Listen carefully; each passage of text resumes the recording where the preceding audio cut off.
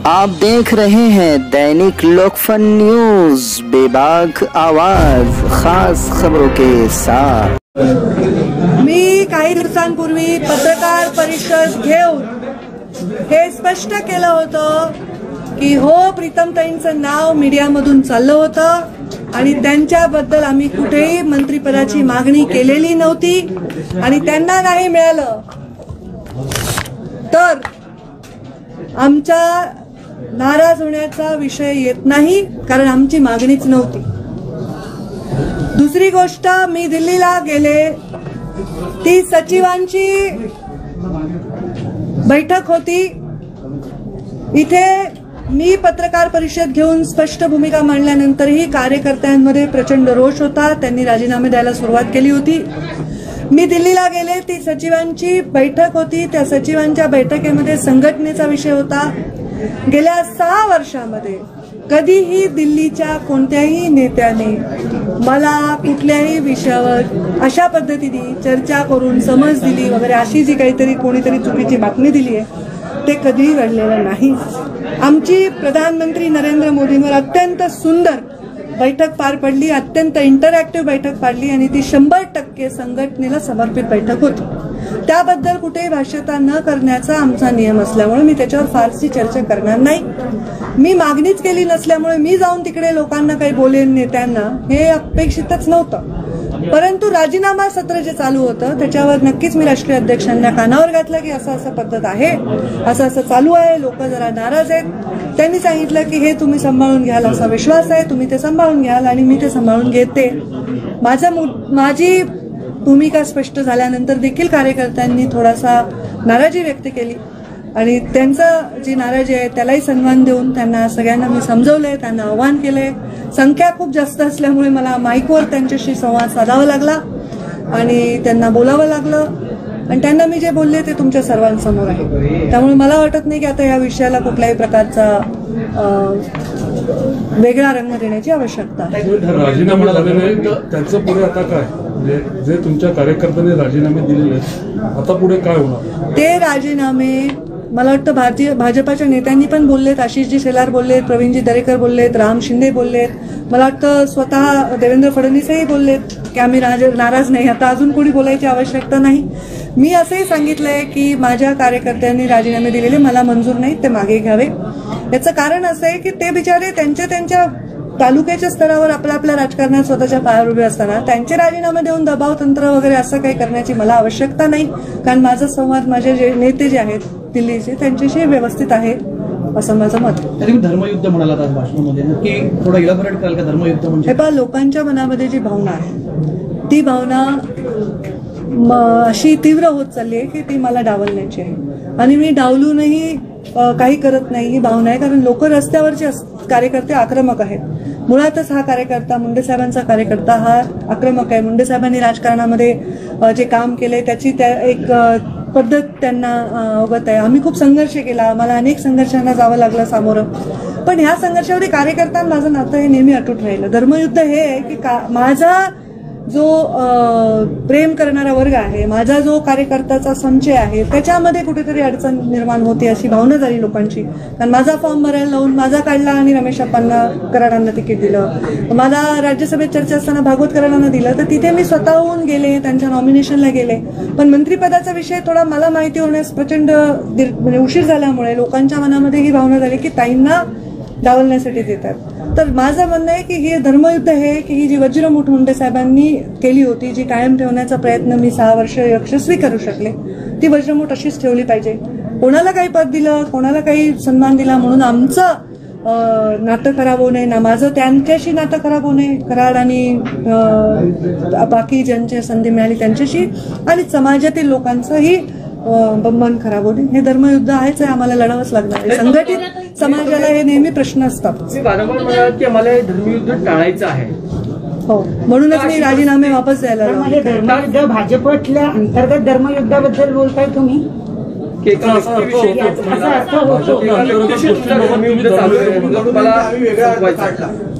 नाही, मी असं काही म्हणणार नाही, जिथे काढला तिथेच म्हणेन। मी जे बोलले तेच बोलले, धर्मयुद्ध हे आहे की जेव्हा एखादा व्यक्ती राज्यभर प्रवास करून प्रचंड मेहनत करून एक संघटन करतो, ते त्याच्या नावावर त्याच्यावर प्रेम करणारा माणूस त्याच्या संघटनेशी जोडला जातो. त्याचा आणि संघटनेमध्ये विसंवाद असणं, आपल्या नेत्याला संघटनेमध्ये स्थान नाही अशा प्रकारची भावना विनाकारण मनामध्ये कार्यकर्त्यांच्या निर्माण होणारे निर्णय होणं, त्याच्यामुळे एक प्रसंग मनामध्ये होतो. धर्मयुद्ध म्हणजे काय, तर आपल्या विचारांशी असलेला, आपल्या समर्पित संस्कारांशी असलेला हा संघर्ष आहे.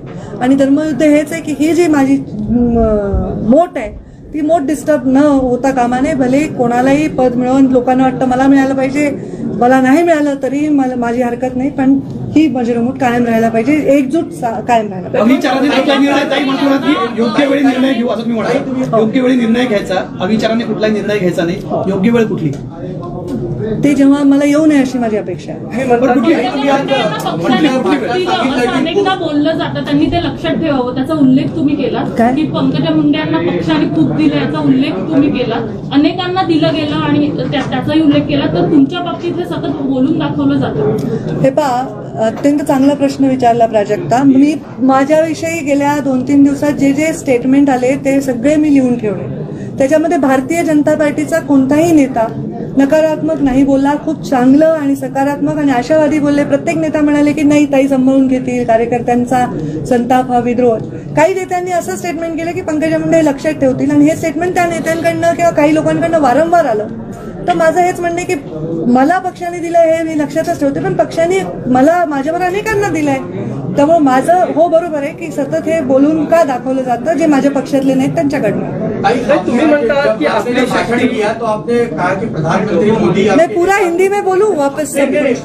सवाल ये है कि आपने जो भाषण किया उसमें कहा कि प्रधानमंत्री मोदी, अमित शाह, जेपी नड्डा आपके नेता है, लेकिन देवेंद्र फडणवीस जो महाराष्ट्र के नेता है उनका नाम लेना शायद आप भूल गई या? मैं राष्ट्रीय स्तर पे काम कर रही हूँ, महाराष्ट्र के कोई भी पद पर मैं नहीं हूँ. मेरे नेता राष्ट्रीय स्तर पर ही है. तुम्ही जे वारंवार म्हणालात की आपली शक्ती कमी करण्याचा हा डाव आहे जो आपण पूर्ण होऊ देणार नाही, आणि पुढचा मार्ग मला खडतर दिसतोय. हो, खडतर दिसतोय मला मार्ग, कारण आज आघाडीचे सरकार आहे महाराष्ट्रामध्ये. 3 पक्ष एका बाजूला आहेत. नगरपालिकेच्या निवडणुका आहेत, महानगरपालिकेच्या निवडणुका आहेत, जिल्हा परिषदेच्या निवडणुका आहेत.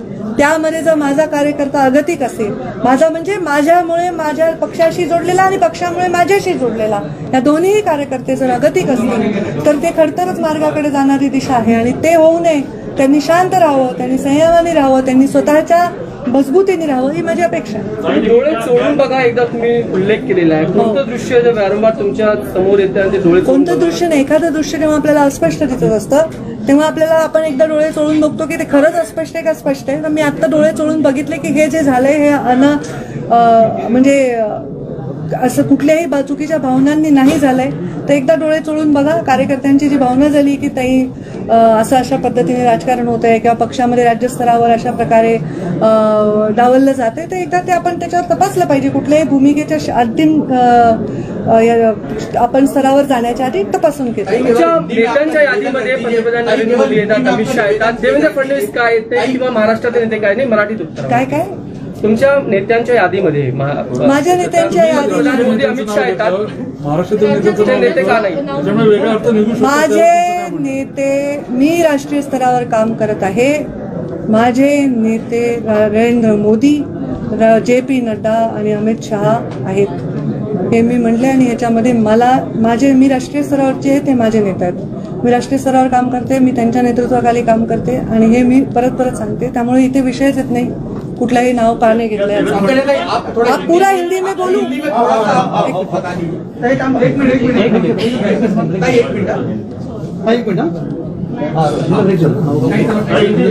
एक मराठीत एक छोटासा प्रश्न. मी म्हणाल की ज्या दिवशी अंगावर छत पडेल त्या दिवशी नेमकं आता हे पहा, मला वाटतं की चांगली वक्ता आहे. आय डोंट नो तुम्हाला काय वाटतं, पण वक्ता जेव्हा बोलत असतो ना तर त्याला त्याचा सगळ्या अंगाने त्याचा विचार केला पाहिजे. तो आपलं भाषण फुलवत असतो. तुम्ही जर बघितलं माझे भाषण, मी पब्लिकशी संवाद साधते. मी असं उभा राहून धडधड माझे मुद्दे बोलून जात नाही किंवा मी ते ऐकतायत का नाही याची दखल घेत नाही असंही नाही होत. त्यांना इन्व्हॉल्व ठेवते. आणि माझा फॉलोअर आहे, शहरी फॉलोअर आहे. जशाला जे अपील होईल ते वाक्य बोलते, अलंकारित बोलते, चांगलं बोलते, चांगलं वक्तृत्व आहे. प्रत्येक गोष्टीचं आपण किस पाडण्याची आवश्यकता नहीं.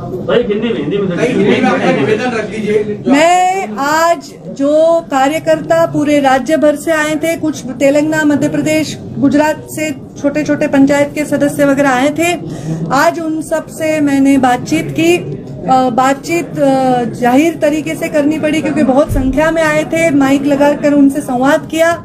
आपने देखा कि वो भी बात कर रहे थे और मैं भी उनसे बात कर रही थी. उन्होंने सबने रेजिग्नेशन दिया था और ये रेजिग्नेशन का कारण उनका असंतोष बताया था. वो असंतोष ये था कि उनकी इच्छा थी कि भारतीय जनता पार्टी में मंत्रिमंडल जो अभी प्रीतम ताई काम कर रही है, जो मेरी बहन है, जो सांसद है, लोकसभा से चुन के आई है, उनका नाम चल रहा था मीडिया के माध्यम से और चर्चा हो रही थी. तो उनका नाम चलने के बाद उनको मंत्री पद नहीं मिला. वो तो है ही नहीं, पर डॉक्टर भागवत कराड़ इनको मिला. उस बारे में मैंने ऑलरेडी पत्रकार परिषद लेकर कुछ दिन पहले खुलासा किया था कि मेरे परिवार ने, प्रीतम मुंडे ने कभी कोई मांग नहीं की कि हम मंत्री पद चाहते हैं. मैंने कोई नेता से इस बारे में कोई बात नहीं की. तो हमारी जब हमने मांग ही नहीं की तो नाराजगी का प्रश्न उद्भवता नहीं है. और इसमें जो डॉक्टर कराड़ को मिला वो भी मुंडे साहब के कार्यकर्ता हैं, मुंडे साहब के विचारों पे चलने वाले कार्यकर्ता हैं और उनको मिला है तो मैंने उनका अभिनंदन किया. वो मुझसे उम्र में बड़े हैं, उनका अवमान न हो ऐसा आह्वान मैंने लोगों को किया. और मैंने ये स्पष्ट किया है कि हमारी कोई मांग नहीं थी. लोगों के बीच में इसलिए दुख है, इसलिए थोड़ा सा असंतोष है क्योंकि लोग चाहते हैं कि अपने नेता को ताकत मिले. पर मैं ये समझती हूँ कि कोई पद से ताकत मिलने की आज आवश्यकता लगती नहीं. इतना वीक नेता होता नहीं है. और मैंने अपने और एक चीज को मैं स्पष्ट करना चाहती हूँ. मैं दिल्ली गई थी तो मेरी संगठन की बैठक थी, मैं राष्ट्रीय सचिव के तौर पे गई थी. दिल्ली में ऐसी कोई भी बात हुई नहीं. कुछ माध्यमों ने ये चलाया कि हमें मोदी जी ने डांटा या हमने मोदी जी ने कुछ बताया. ये सब गलत बात है. मोदी जी के साथ बहुत ही सुंदर मार्गदर्शन हुआ, बहुत ही सुंदर आदान प्रदान विचारों का हुआ और 100% संगठन की बैठक थी. उन्होंने ऐसी कोई बात कभी कही नहीं. और जेपी नड्डा जी हमारे राष्ट्रीय अध्यक्ष हैं, मैंने उनसे भी बातचीत की. ये राजीनामा लोग दे रहे हैं, रेजिग्नेशन दे रहे हैं और उनके बारे में मैंने चर्चा की और किसी ने मुझे पूछकर जवाब मांगा नहीं. मैंने खुद से उनसे चर्चा की और उनको सारी चीजें बताई और उन्होंने कहा कि आप इसको संभाल लेंगे, हमें विश्वास है. और मैंने यही कहा कि लोगों का असंतोष है, मैं उसको संभाल लूंगा. आप धर्म युद्ध जब तक टाल सकते हैं तब तक टालने की बात कही है, उसको थोड़ा विस्तार में. ये मेरे कार्यकर्ता है, ये बहुत बड़ा संचय है, ये महाराष्ट्र के कोने कोने में है. ये मेरी वजह से कुछ लोग पार्टी से जुड़े होंगे, कुछ पार्टी की वजह से मुझसे जुड़े होंगे. तो ये जो लोग हैं इनके मन में अगर हमेशा ये रहा कि प्रश्न चिन्ह कि हम क्या करें, हमारी नेता का क्या है, मैं उनको चाहती हूँ प्रश्न चिन्ह से वो बाहर निकले, वो द्वंद्व से बाहर निकले. और ये धर्म युद्ध होता है हमेशा आर या पार. जो मेरा कार्यकर्ता थोड़ा आक्रामक है वो हमेशा, जबकि मैंने प्रेस लेकर क्लियर करके भी उन्होंने राजीनामा दिया तो मैंने उनको ये कहा कि मुझे इस धर्म युद्ध में नहीं जाना है. मैं नहीं चाहती कि मेरे नेता के पद के लिए कार्यकर्ता शहीद हो जाए और अपने पदों से रेजिग्नेशन दे. वो उनके पद बहुत ज्यादा मेरे लिए मायने रखते हैं. वो अपने छोटे छोटे घर में छोटे छोटे परिस्थितियों में से निकलकर वो अपने पदों पर तक अपना प्रवास तय करते हैं और मैं नहीं चाहती कि वो अपने पदों का मेरे इस प्रवास में बलिदान दे. जबकि उनको अगर पद मिले, भले ही वो भागवत कराड़ हो और कोई हो, तो ये मेरे लिए सम्मान की बात है. मैं जातिवाद में विश्वास नहीं करती, पर ये जो जाति है वो एक संघ है, एक दिशा में जाने वाली है और इसमें अगर कोई टूट पड़ती है तो मेरा दिल दुखता है. मैं नहीं चाहती कि वो टूट पड़े. लेकिन आपने सही समय आने की बात की, आपने कहा कि सही समय आने पर निर्णय लिया जाएगा. आपने कहा सही समय आने पर निर्णय लिया जाएगा, अविचार से कोई निर्णय नहीं लेना. वो सही समय कौन सा है, सही समय पर कौन सा निर्णय लेने की बात आप कर रही हैं? जब वो आएगा तब मुझे पता चलेगा. अभी कार्यकर्ताओं का संवाद अलग होता है और पत्रकारों से संवाद अलग होता है. कार्यकर्ताओं से मैं भाषण देती नहीं हूँ. मैं अपना भाषण याद करके आके डिलीवर करके नहीं जाती हूँ. मैं हमेशा देखती हूँ कि प्रतिसाद क्या है, रिस्पांस क्या है. और जरूर हर राजनीति में, हर फील्ड में ये युद्ध सबको इससे गुजरना पड़ता है, आपको भी गुजरना पड़ता होगा, और तब हमको सही निर्णय लेना और अपने निर्णयों के वजह से ज्यादा असर लोगों को फायदा ही हो, नुकसान ना हो, इसकी चिंता करना ये नेता का कर्तव्य है। और जो मेरा कर्तव्य, मैं नहीं चाहती मेरे कार्यकर्ताओं को कोई आपत्ति हो। किस चीज का निर्णय लिया? शिवसेना पार्टी है, कहा जा रहा है शिवसेना में जाने वाली है, शिवसेना जिंदगी बढ़ रही है। मैंने भी ऐसा सुना, ऐसा कहा जा रहा है। ताई वडेट्टीवारांनी आताच टीका केलेली आहे की कौरवही त्यांच्याच पक्षाचे, पांडवही त्यांच्याच पक्षाचे, महाभारतही त्यांच्याच पक्षात सुरू आहे, ही भाजपवर टीका केली। ठीक आहे, मी तर बघेन काय म्हणाले ते। एक शेवटचा प्रश्न तो म्हणजे तुम्ही असं म्हणालात की जर मी संपले असले तर मला संपवण्याचा प्रयत्न सुद्धा संपला असेल, असा प्रयत्न तुमच्या पक्षातून झाला होता असं म्हणायचं? हे पहा, मला सतत संघर्ष माझ्या वाट्याला आलेला आहे आणि आता माझा कार्यकर्ता जो दुखावला गेला आहे तेव्हा मी अत्यंत मोकळी व्यक्त झालेली आहे आणि मला असं वाटतं की ह्या सगळ्या गोष्टींची सगळ्या पद्धतीने सर्वांना आम्हाला माहिती आहे की कसं आहे महाराष्ट्राचं राजकारण, कसं आहे महाराष्ट्राचा पॅटर्न, ह्या सगळ्या गोष्टींना सांभाळून घेऊनही राजकारण करता येतं। उदाहरणार्थ जेव्हा डॉक्टर बागवतकरांना राज्यसभा द्यायची होती तेव्हा मी त्यांचं नॉमिनेशन करायला गेले होते। त्यामुळे ह्या गोष्टी ज्या होत राहतात, कुठेतरी मीडियात एक बातमी होती प्रीतम मुंडे दाखल झाल्या गेली, मग आम्हाला ते क्लिअर करावं लागते की बाबा आम्ही मुंबईत आहोत, मग कोणीतरी म्हणतं की पंकजा मुंडे नाराज, आम्हाला क्लिअर करावं लागते की नाही बाबा आम्ही नाराज नाही, आम्ही मागितलंच नाही तर नाराज कशाला, जी गोष्ट मी मागितलीच नाही। हे सतत जे चाललेलं आहे हे कुठेतरी मला डिस्टर्ब करणार आहे आणि त्यामुळे मी त्याच्यावर स्पष्ट भूमिका घेतलेली आहे आणि मला वाटतं की हे जे आता चाललंय पक्षामध्ये बऱ्याच लोकांना ऐकून घेण्याची आवश्यकता आहे आणि त्याच्यात मीही काही रोल प्ले करेन आणि नेत्यांनी वरच्या दखल घ्यावी असं माझं इच्छा आहे। कॉमा की बात आपने कही है, क्या फुल स्टॉप दिमाग में थी? फुल स्टॉप मेरे बहुत कॉमा लगने वाले हैं, फिर देखिए।